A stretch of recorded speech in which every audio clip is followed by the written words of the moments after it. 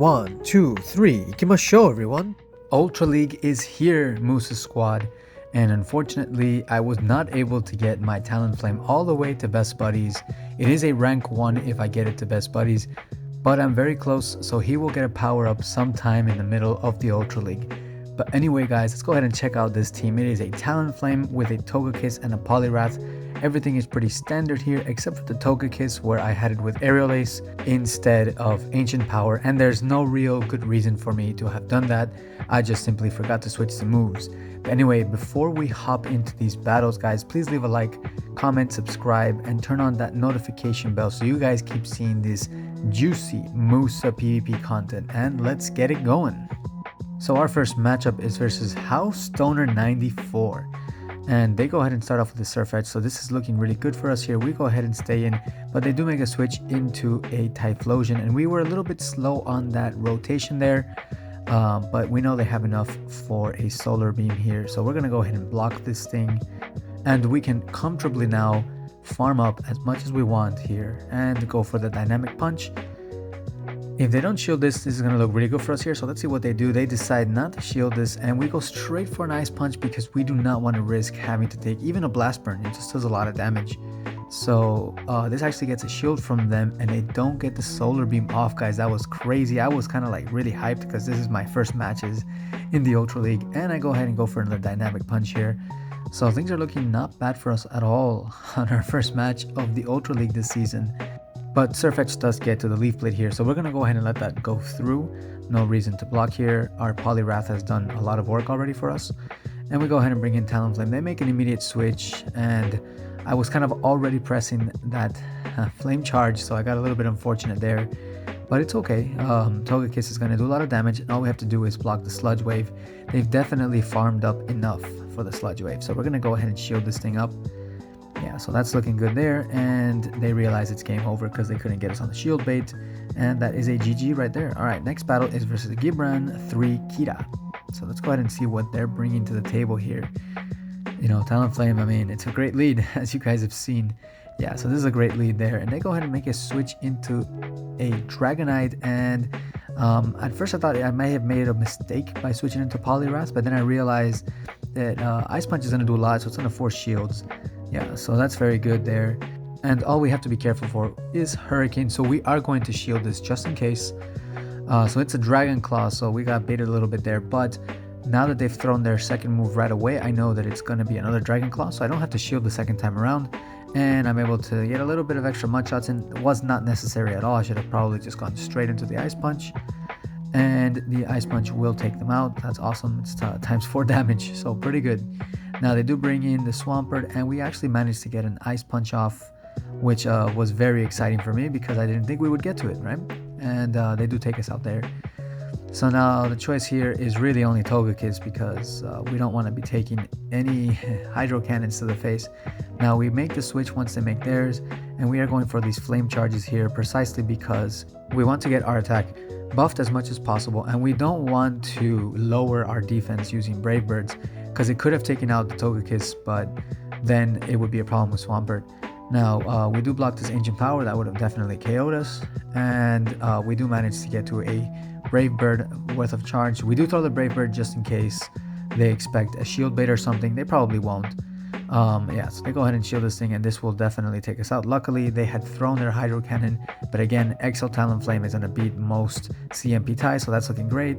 And we bring in the Togekiss, and it just barely gets to the Aerial Ace, but they still get to their Hydro Cannon first, but that's okay, so we're going to survive it, and Aerial Ace comes through, and it is smooth sailing so far. We are 2-0 at the moment. Let's see if we can get that 5-0 over here in the set. So that's a good game there.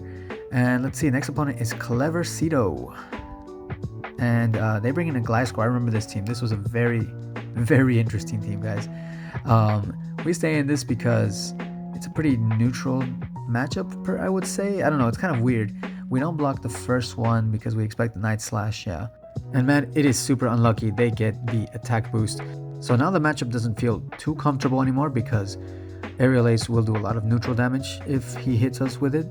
So anyway, we go into that Flame Charge hoping to get some extra damage in, but they do shield it, and we're going ahead and shield this one because the Aerial Ace would have probably KO'd there. And we do finally get to that Brave Bird.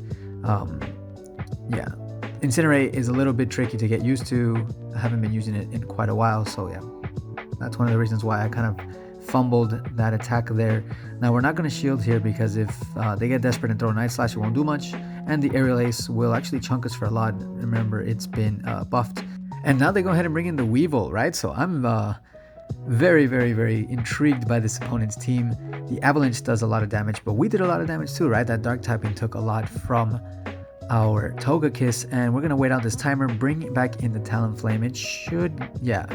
I had to be careful with another Avalanche, so we went for another Flame Charge here. Flame Charge takes them out. We're buffed.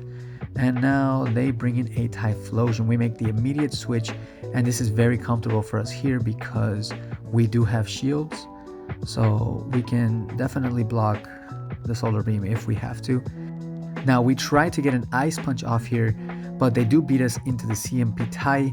That's unfortunate, and we're going to have to use a shield just in case it's a Solar Beam. It actually ends up being a Blast Burn, and at this point we've already clicked the Ice Punch, so we don't have much choice here. We got to go all the way through with it. It doesn't take them out, and they go ahead and make an immediate switch. And yeah, this is not going to do much for us, and we can just farm them down here. Actually, it did take out their Typhlosion. That was a bit of an animation weirdo there. I don't know. You guys let me know if you saw that little glitch that I just saw there. Anyway, our next opponent is Moose X. I like the name, bro. Very similar to mine. But anyway, we start off in a pretty bad matchup here. And I was just, yeah, panicking with that switch. That was just a terrible switch, guys. I gotta admit, that should have been an immediate switch or tried to catch. But anyway, we do get one Ice Punch off, which is nice. And we go for a second one here. And I'm hoping that this will force a shield from them. So let's go ahead and see. Yeah, cool, very cool. So it does force a shield. So now things are not looking terrible. We do have to be careful with the Ancient Power, but we're definitely going to bring in the Talonflame. So yeah, they definitely have enough for an Ancient Power, so we're going to go ahead and shield this up. But things are looking fine and dandy because we're going to get a lot of energy on our Talonflame, and we're going to start getting that buff going. So this boy about to juice up, taking them steroids. They do make their switch into Apollyon, and we're actually able to farm up just enough to get to the Brave Bird. They do not shield, and we make an immediate switch, which catches their Hydro Cannon, and we're not going to shield this. We're going to let this go right through, and we should be able to farm them down before they do anything else. Yeah, so things are looking very nice, and they have a dragon in the back, so yeah, this is looking like it's a Dunzo Manifesto kind of game right here. If you guys don't know what the Dunzo Manifesto is, well, that's some League of Legends history you guys will have to go explore on your own. Now we do have the shield here, and things are very, very close. I need to get a Flame Charge off because Incinerate's attack is so slow, and they get a buff, and that makes me panic, but I do manage to get the Flame Charge off. So this is a GG. That was a crazy hard fought game by my opponent, so good game to them for sure, for sure. All right, next opponent is GPT, WD, and some numbers. Now, this is a little bit of a rough matchup here. Believe it or not, we do lose it. Talonflame doesn't win every single matchup, and they do get to the Dragon Claw first. We don't shield it, and we go straight for that Brave Bird. My hope here is that they're going to think that I'm trying to shield bait them, which some people tend to fall for, and they fall for it, guys, so that's awesome. Now let's see what they bring in. They do bring in the Swampert, and we immediately make the switch into our Poliwrath, and when they see that, they just basically quit there. And that is a good game, and that is a 5-0, guys, to start off the Ultra League this season. Pretty happy about that 5-0. That last match is very funny. I felt a little bit bad for my opponent because I've been in that situation. I know what it's like to just see your team get completely countered after you've let a devastating move go through because you thought your opponent was shield baiting. But anyway, guys, I hope you enjoyed these battles. If you want to keep watching this content, please go ahead, leave a like, comment, subscribe, turn on that notification bell, and I will catch you guys on the next one, okay? Sayonara!